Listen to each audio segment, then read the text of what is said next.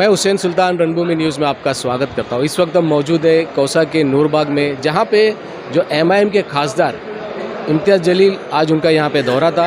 दरअसल आपको बता दें कि मुमरा शहर में मजलिस की तरफ से एक 2 रोज़ा कॉन्फ्रेंस होने जा रही है 25 और 26 तारीख को, जिसके इंतज़ामात को लेके, जिसके सर्वे को लेके आज इम्तियाज़ जलील ने मुमरा शहर का दौरा किया और उन्होंने देखा कि कहाँ पे सभा होगी और किस तरीके से यहाँ के इंतज़ामात है, उसको लेकर उनका यह दौरा था।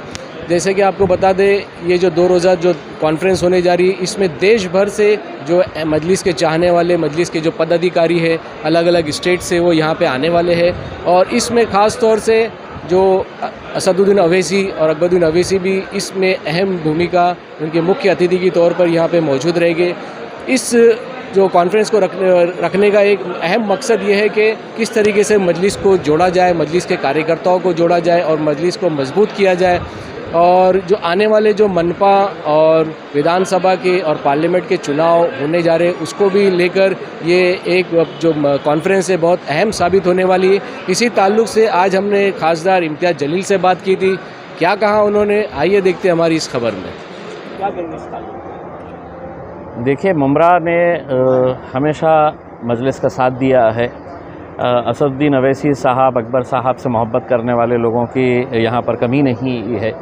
इसे देखते हुए जब ये फ़ैसला लिया गया है कि एमआईएम पार्टी अपना पहला नेशनल कॉन्फ्रेंस जो है वो आयोजित करने के लिए जा रही है, तो कहाँ पर लिया जाए, तो बहुत सारे नाम सामने आए। किसी ने कहा दिल्ली में लिया जाए, किसी ने कहा कि हैदराबाद में, औरंगाबाद का नाम आया उसमें।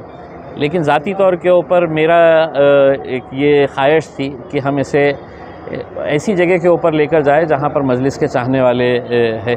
तो हमने मुमरा का चयन किया, मुमरा का हमने फ़ैसला लिया और यहाँ पर 25 और 26 तारीख़ के दिन ये 2 रोज़ा कॉन्फ्रेंस आयोजित की गई है, जहाँ पर देश भर के हमारे जितने भी पार्टी के अहम ज़िम्मेदार है वो तमाम ज़िम्मेदार यहाँ पर आएंगे और पार्टी को किस तरह से मजबूत बनाया जा सकता है, पार्टी को और आगे कैसे लेके जाया जा सकता है, इसके ऊपर तबादला ख्याल होगा। बस सेकंड सवाल अजान के बाद पूछे। अजान के ये 2 रोज़ा प्रोग्राम को किस तरीके से तरतीब दिया गया, इसको रखने का क्या अहम मकसद है? देखिए, मजलिस जो है जिसकी शुरुआत हैदराबाद से हुई थी और आज अल्हम्दुलिल्लाह पूरे देश भर के अंदर अगर आप देखेंगे तो कई राज्य ऐसे हैं कि जहाँ पर हमारा एक मजबूत संगठन है।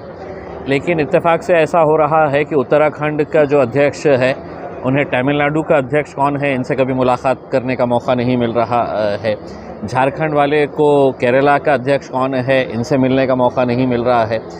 तो जब दिल्ली का इलेक्शन हुआ उसके बाद हमने ये फ़ैसला लिया था कि हम एक नेशनल कॉन्फ्रेंस लेंगे और उस नेशनल कॉन्फ्रेंस के अंदर बेसिकली मजलिस को और आगे किस तरीक़े से हम पहुंचा सकते हैं।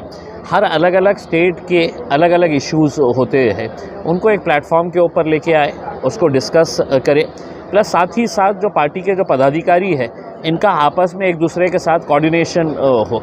अगर आपको ये समझ रहा है कि मुंबई है तो सिर्फ यहाँ पे महाराष्ट्रियन लोग रहते हैं, तो एक बहुत गलत बात है। यहाँ पर उतने ही तादाद के अंदर बिहार के लोग, यूपी के लोग, झारखंड के लोग, उत्तराखंड के लोग, ये लोग भी रहते हैं। तो उन्हें भी एक मौका मिलेगा कि हमारा बिहार के सदर आएंगे, उत्तर प्रदेश के सदर आएंगे, उनके साथ बातचीत करने का। तो बेसिकली मकसद यही है कि मजलिस को आगे कैसे बढ़ाया जाए। 2 दिन का जो प्रोग्राम है, पहला दिन जो है उसमें जितने भी हमारे स्टेट के प्रेसिडेंट्स हैं, अलग अलग राज्यों के जो अध्यक्ष हैं, वो पूरे स्टेट प्रेसिडेंट्स, साथ ही साथ हमारे जितने भी MLAs हैं, MLCs है, 2 MPs है अल्हम्दुलिल्लाह।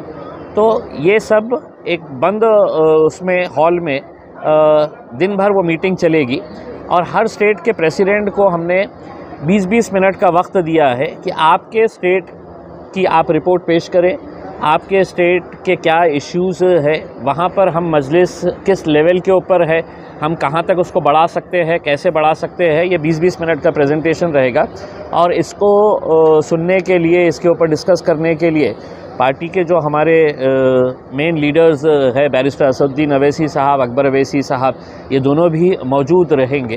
तो एक तबादला ख्याल करके पार्टी को आगे ले जाने के लिए रणनीति तय की जाएगी। और दूसरे दिन जो है वो मुमरा में हमारे जितने भी देश भर के जो ऑफिस बेरर्स है, डिस्ट्रिक्ट प्रेसिडेंट्स, आपके स्टेट बॉडी के जो ऑफिस बेरर्स है, तालुका प्रेसिडेंट्स है, सिटी प्रेसिडेंट्स है, अलग अलग जो सेल्स होते हैं उनके प्रेसिडेंट्स जो है, ये लोगों को सबको बुलाएंगे और सबको बुलाकर इनके अपने भी सुझाव, इनकी अपनी भी कुछ शिकायतें अगर होंगी तो एक नेशनल प्लेटफॉर्म के ऊपर लेकर आएंगे और उनको सुनेंगे, सुनकर है तो मजलिस को आगे बढ़ाने का काम करेंगे।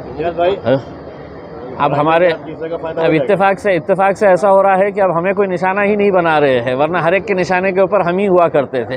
अब यही आपस में इतने लड़ रहे हैं कि इन्हें फुर्सत ही नहीं है कि MIM के ऊपर कुछ निशाना साधें करके उसमें। अच्छा है, आने वाले तीनों जो चुनाव है उसमें क्या भूमिका रहेगी मजलिस?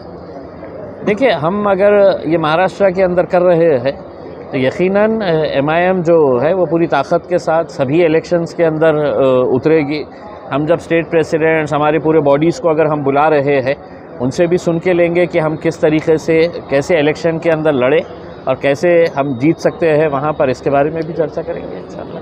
25 शाम की सभा पूरे शहर के हमने सिर्फ यहाँ पर, देखिए पहली मर्तबा चूँकि ऐसा हो रहा है कि हमारे जितने भी बड़े बड़े लीडर्स हैं वो यहाँ पर आ रहे हैं, तो हमने सोचा कि सिर्फ मीटिंग बंद कमरों में ना करते हुए आवाम के साथ भी है तो कुछ बातचीत की जाए।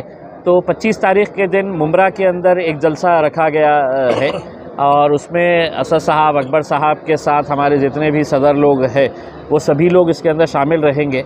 और दूसरे दिन 26 तारीख़ के दिन जब यहाँ का कॉन्फ्रेंस ख़त्म हो जाएगी तो हम लोग हैं तो फिर बॉम्बे जाएंगे और चूँकि इतने सारे लोग आए हैं तो उसका फ़ायदा उठाते हुए हम मुंबई में 26 तारीख़ के दिन एक सभा करेंगे।